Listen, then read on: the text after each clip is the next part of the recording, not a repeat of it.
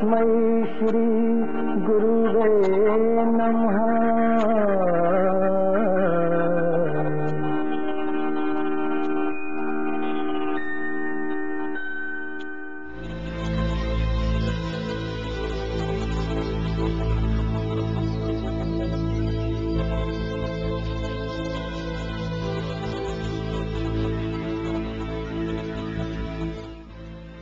उपस्थित पालक आणि शिक्षक हो, हल्ली मुलांमध्ये भावनात्मक बदल पटकन होतात हे आपण पदोपदी अनुभवतो. त्यांचं भावनिक संतुलन अक्षरशः काही क्षणात बिघडतं. चांगली समजूतदार मुलं देखील अचानक विचित्र वागू लागतात. आज्ञाधारक असलेली मुलं अचानक उद्धटपणे बोलू लागतात. आपणहून अभ्यासाला बसणारी मुलं अचानक अभ्यास सोडून तासनतास कम्प्युटर गेम्स खेळत बसतात.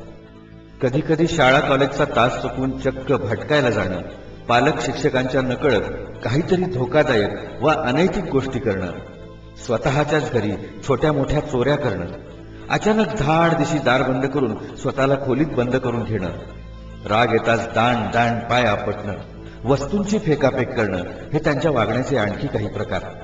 गेल्या काही वर्षात teenager brain and emotional imbalance या विषयावर बरेच निष्कर्ष मेंदू विज्ञान तज्ज्ञांच्या हाती आले आहेत. शरीरातील न्यूरो सर्किट्सनुसार मानसिक असंतुलन हा प्रकार कोणाच्याही बाबतीत अचानक होऊ शकतो आणि तो कोणत्याही थराला जाऊ शकतो. म्हणूनच याबद्दलचे समुपदेशन पालकांना आणि शिक्षकांना योग्य वेळी मिळणं ही आज काळाची गरज आहे. कारण मुलं रागाच्या भरात, तणावाच्या दडपणात किंवा नैराश्याच्या विळख्यात काहीही करण्यास प्रवृत्त होतात आणि मग याच्या भयानक परिणामाच्या बातम्या आपण वृत्तपत्रांमध्ये वाचतो. अपहरण, बलात्कार, खून, आत्महत्या. लहानपणी अतिशय निरागस असणारी ही मुलं मोठी झाल्यावर कोणतेही वाईट कृत्य अगदी बेधडकपणे करण्याइतकी जाणीवशून्य कशी काय होऊ शकतात, हा सध्या पालकांना आणि शिक्षकांना खरोखर अस्वस्थ करणारा एक ज्वलंत प्रश्न आहे.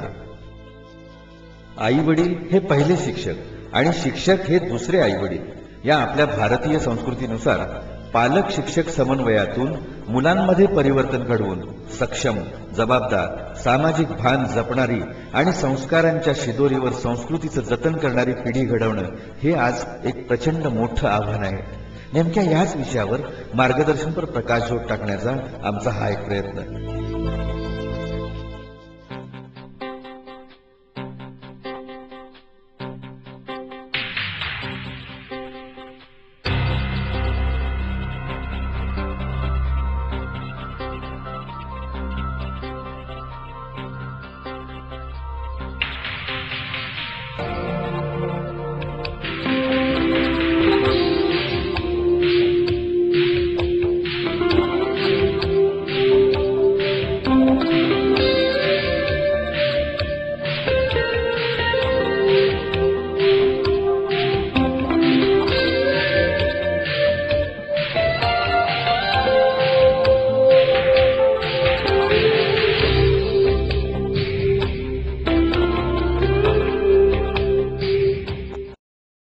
प्रचंड स्पर्धा असल्यामुळे आपण आज मुलाला भरपूर मार्क्स पडले पाहिजेत, मुलीला भरपूर मार्क्स पडले पाहिजेत, ह्याच्या मागे असतो हे इतके असतो की आपण पालक आणि शिक्षक चक्क मार्क्सवादी झालो.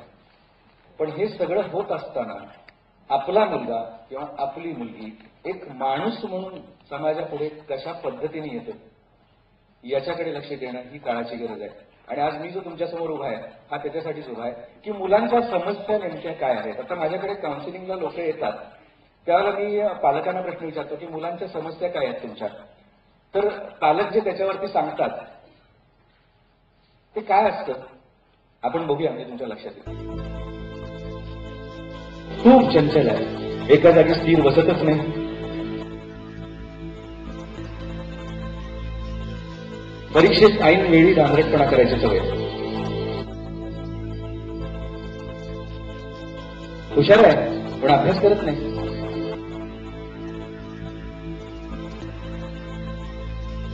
खाण्यापिण्याच्या आवडीनिवडी फारच आहेत,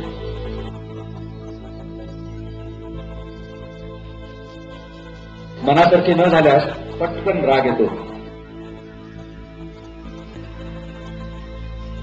सतत टीव्ही बघायची नाहीतर कम्प्युटर गेम्स खेळायची सवय, सतत उलट उत्तरं द्यायची आणि खोटं बोलायची सवय आहे. स्वतःच्या जबाबदाऱ्यांची अजिबात जाणीव नाही. ह्या मुलांच्या समस्या म्हणून माझ्यासमोर पालक म्हणतात आपल्या तक्रारी आहेत ह्या मुलांच्याबद्दल.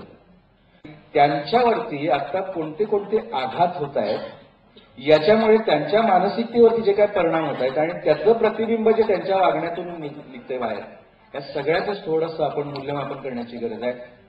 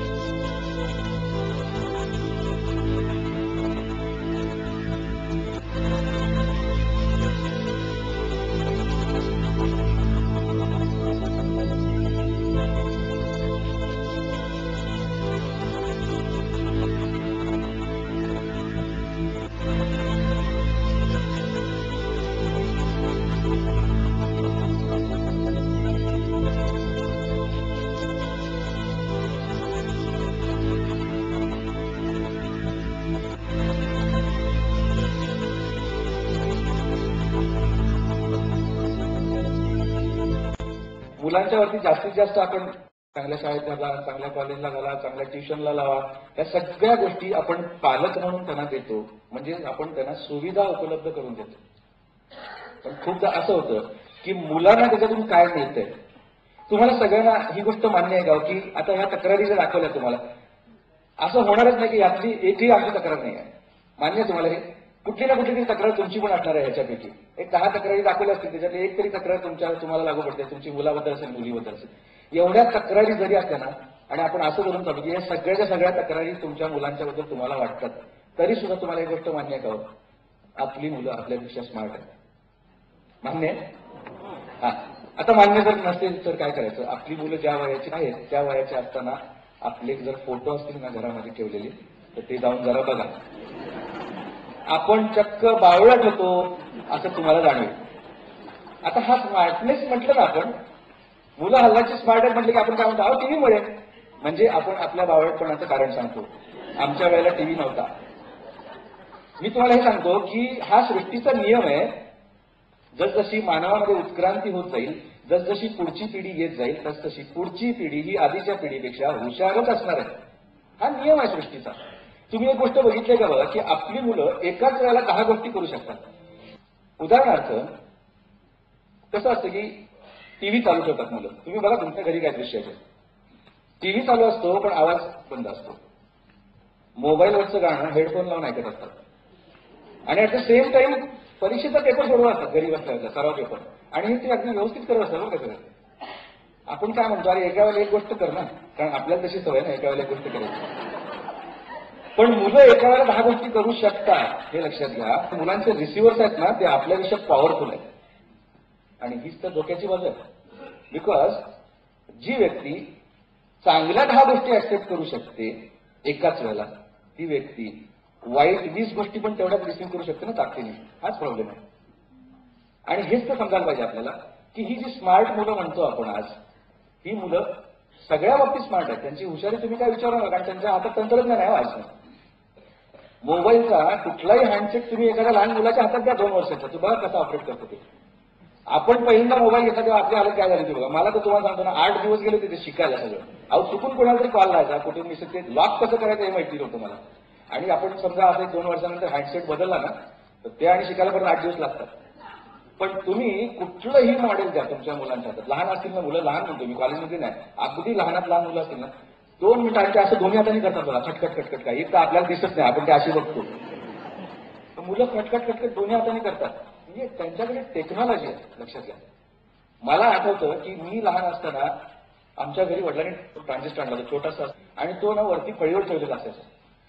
त्या ट्रान्झिस्टरला फक्त माझ्या वडिलांनीच हात लावायचा, बाकी कुणाला हात लावायला परवानगी नव्हती.